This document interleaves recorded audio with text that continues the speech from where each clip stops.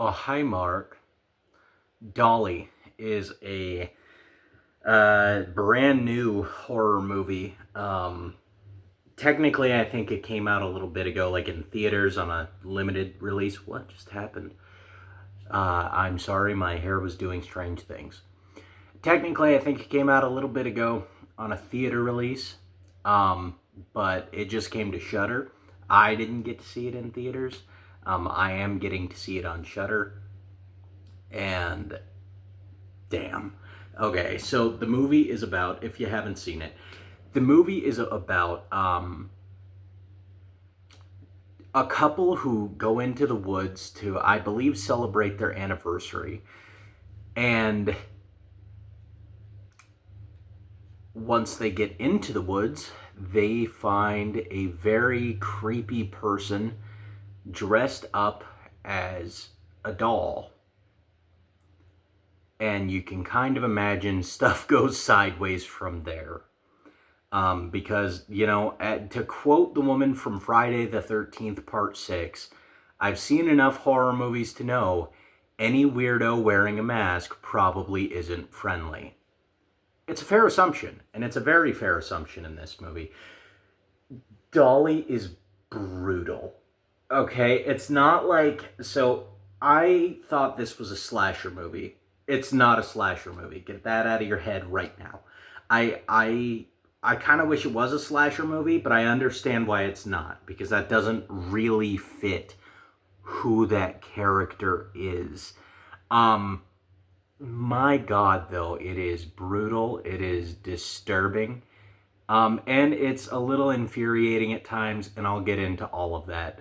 First of all, I'm gonna rip the bandage right off here. And I call it ripping the bandage off because I feel like these are like the two most obvious things I can say about the movie. The score is very creepy, and it is very well shot. I can't say much more about those things because I don't have like I wasn't absolutely losing my mind over the cinematography in this movie, but it is all really well shot. It all looks very good. It has this really like almost 70s grindhouse Texas Chainsaw Massacre appearance to it. At times the frames are grainy. It works. It definitely works. The way the movie looks works. Of course, it's based in the woods. That's something that I always love. I'm just skating right past that because I say it all the time. I love woods horror movies. This movie does something that I really like when the characters initially get there, which is because this movie wastes very little time before the crazy shit starts happening.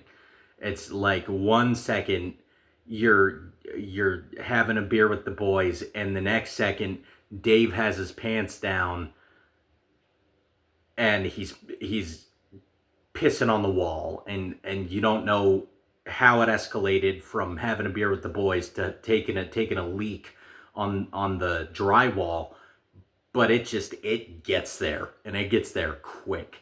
Um, One thing I do like though is before it gets there, of course, in every horror movie, you have the point where you're looking at these characters and you're going, turn around.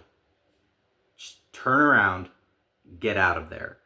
But I think that this movie actually has a really good explanation. It actually has a couple of good explanations. One of them I won't say because I guess it's kind of a spoiler-ish. Not really, but kind of. Um, I don't think it would affect anyone's enjoyment of the film knowing it, but I won't say it just in case on the off chance. But the other is one of the main characters looks at all these dolls. They find all of these dolls just hung up all over trees. Oh, sorry guys. But they're like nailed to trees all over the place, and one of the characters like, oh no, like that's creepy. And the other guy's just like, maybe it's an art project because that actually seems plausible.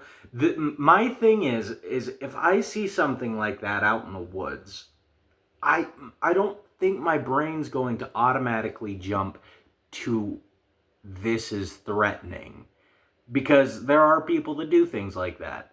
And I think in that moment you would try to rationalize to yourself, especially because they want to be there, especially Sean William Scott's character. He wants to be there for some specific reasons. You would start rationalizing to yourself almost immediately, because that probably is the explanation. It just wasn't the explanation in this movie. Um, and speaking of Sean William Scott, I love that he's in this movie. He's underutilized, but I love that he's in this movie. That guy hasn't acted in like freaking eons, dude. We haven't seen him since the Egyptians erected the pyramids. Where the hell has Sean William Scott been? I like Sean William Scott. I am a fan of Stifler.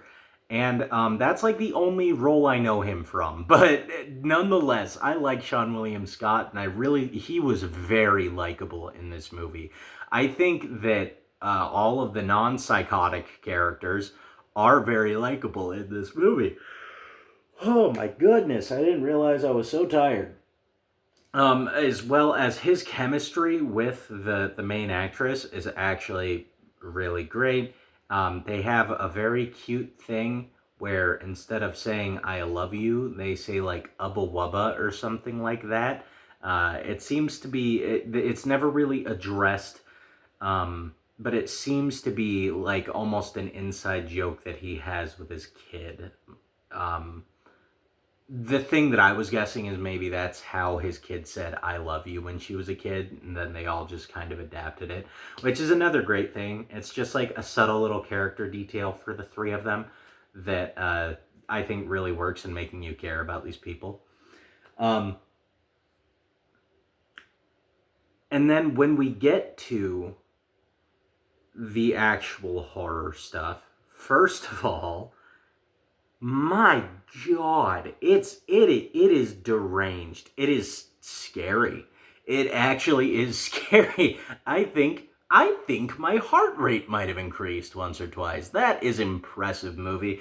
And it it's sort of that I'm gonna get caught feeling. Like if you've ever been like sneaking around, even if you're like playing a game with your friends as a kid, like you're playing hide and seek, you get that like spike of adrenaline when someone's like near you about to find you, and that's exactly what this is, but it's so much worse because if this thing finds you, and I refuse to call it she, it's a thing. The monster in this movie, the person in this movie, the killer in this movie is like an animal. It is terrifying. It is essentially a grizzly bear. She is brutal. She is very demented. And another thing about the killer, though, is she's definitely not all there. I kind of almost think she has like nonverbal autism. Not that nonverbal autism makes you a serial killer, but uh, it's hinted that the killer character was raised in very unfortunate circumstances. And the reason I say nonverbal autism is because she's constantly stimming, and it definitely makes her seem more unstable when you see her just like doing the thing with her fingers. Um, God, and I didn't think it was a woman at first, and then there's a scene that proves to you that it's definitely a woman. Um, my God, it's disturbing. Uh, which I'll get into some of that a little later in the dislikes, because this isn't a perfect movie, and there are things that I personally don't like about it. But for now, let's just say that villain is insatiably creepy. You would not want to deal with this thing. This is like top 5 to top 10 horror villains that you would never want to deal with a day in your life. Give me a xenomorph. Give me Jason Voorhees. Probably even give me Freddy Krueger. I think over this thing. It is horrific. Um, and surrounding the killer, there's a whole doll theme. It is not just that the killer is dressed like a doll. It is not just that the killer seems to have a fixation slash obsession with dolls. It's like a whole doll theme, dude. Like, the way the killer moves is so creepy because she moves like a broken toy. The the appearance of the mask, where you can't tell, like there's one broken spot here and then there's one normal eye hole, and it almost looks like that's her real eye, but it also looks uncannily like a doll eye, and that's so very creepy. The house is like a creepy old dollhouse, decrepit dollhouse in the middle of the woods. It's terrifying. If I had seen this film as a child, it would have fucked me up for days. I'm not kidding even a little bit. I watched a lot of horror movies before I should have.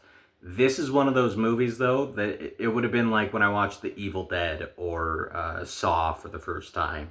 I would have been I wouldn't have been sleeping as easy as before. That's for damn sure. Um, there is, and this kind of caps it off for my likes. Um, I mean, I'm sure if I went like full spoiler review, I could expand upon a lot of these likes. Um, I will also briefly mention there's something that happens later in the film that's a bit sort of a twist, but I like it. I like the way it's handled. It's creepy. It's almost, oh god damn it. I kind of want to spoil it, but I'm not gonna. Um let's just say I like it. I like the direction that goes. Um cuz it sort of makes you sympathize a little bit, just a tiny bit, with the killer, and it makes you understand a few things. In no way are you just like, oh yeah, well I probably would have ended up that way too. Because you wouldn't have. Um, yeah, yeah. It's deranged. Anyway, I will say, and this is a very small thing, um, there's a very odd shot, and I'm not sure how I feel about it. I'm putting it in the like category because I lean more towards that, but I also, like, I could change my mind. You know what I mean? Um, I'll sort of leave it at that. I don't want to contextualize it too much, but there's one shot that seems very strange and out of place. Right now, I feel pretty okay with it. I guess that's it. I'm pretty okay with it, but I don't necessarily like it because it does feel quite out of place, and I could easily see someone disliking that. Okay, and then we move on to the dislikes. And I will say right off the bat, one of the first things I started disliking about this movie was it gave me really weird vibes. Um, and by weird vibes, I mean like bordering on sexual. And the reason for that isn't because the movie goes any sexual places. There are like very few references to sexuality and things like that. But it doesn't really go any of these places. It's more so that it feels like the makers of this film, how do I put that without being an asshole? It feels like, there's no way to do it without being an asshole. It feels a little fetishy that like they're dressed up like babies, and at one point a woman gets her ass paddled, and at one point she has like her face shoved into a mess she makes. It's it's gross is what I'm trying to say. And I think that's intentional in the sense that like they were trying to make you uncomfortable. And do I actually think that the filmmakers are into that? Probably not. I mean, I think at the end of the day they put it in there to make you uncomfortable, but the connections that one can make to our unfortunate modern culture that over sexualizes literally everything. Oh yeah, that's right. And at one point someone calls someone mommy.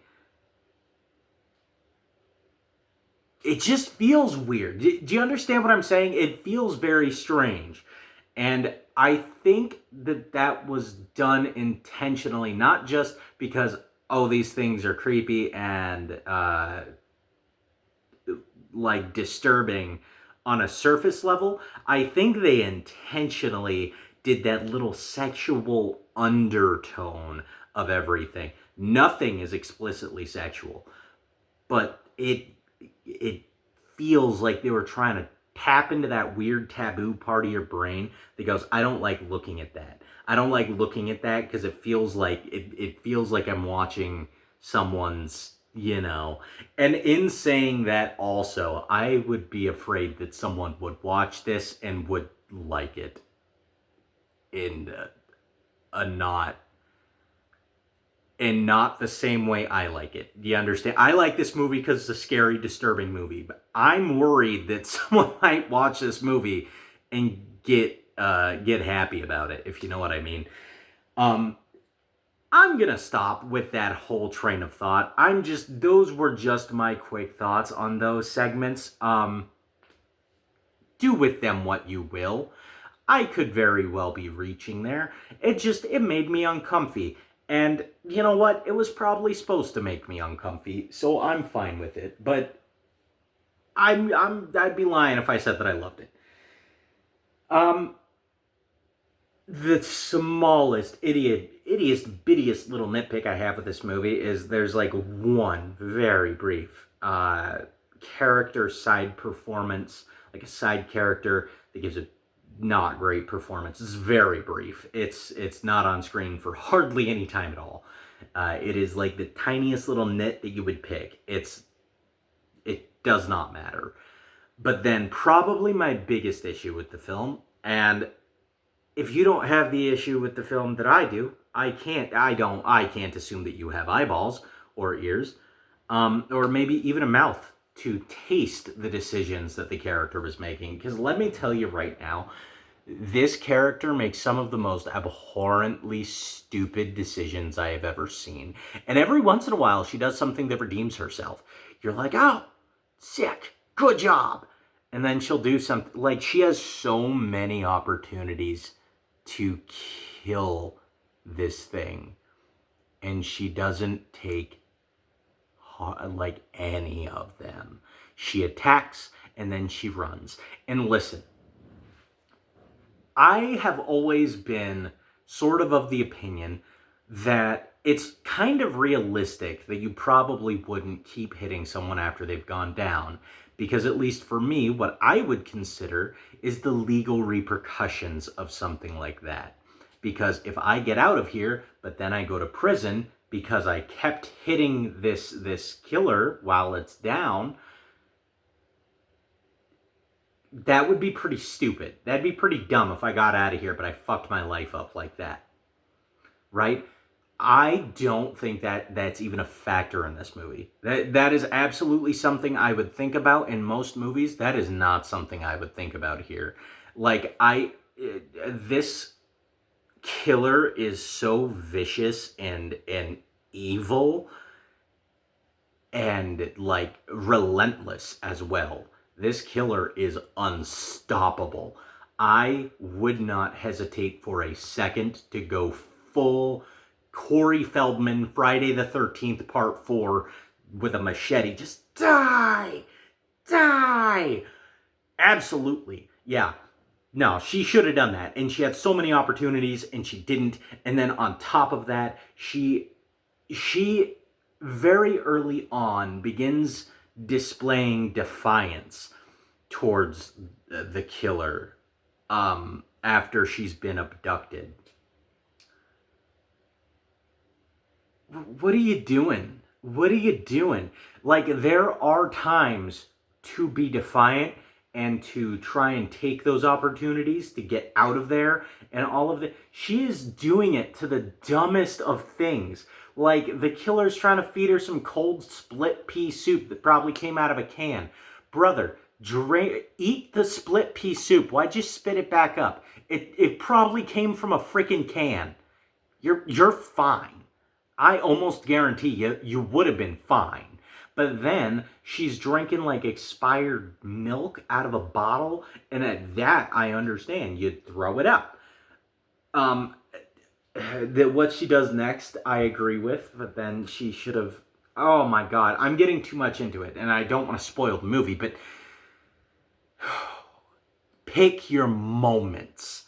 Pick your moments. And that is like my least favorite thing about her as a character. She has no idea what to do at any point. She makes like 2 to 3 good decisions in the entire movie. It's ridiculous. Get your shit together, Cassandra, because you are behaving in a manner that some may consider ridiculous right now. You should have got out of there a lot sooner, and you should have been able to do some things you weren't able to do. Damn it. Okay. I think that's about all I want to say about that movie. I went into a little bit of rant mode there at the end, but that's because it pissed me off a little bit. All in all, guys, I think Dolly is a really good, creepy movie. It's on Shudder right now. If you want to go check it out, absolutely go check it out. A Shudder subscription is mad cheap, so just go do it, dude. You'll probably spend less money on a Shudder subscription than you would renting this movie on like Amazon Prime or something. So yeah. I would recommend doing it that way, but whatever way that you got, I recommend you give this movie a watch. And I think it's about a 7.5 out of 10, because I don't think I gave it a rating. It's like a 7.5 out of 10. I think that's a solid rating, 7.5. So I hope to catch you guys on the next one.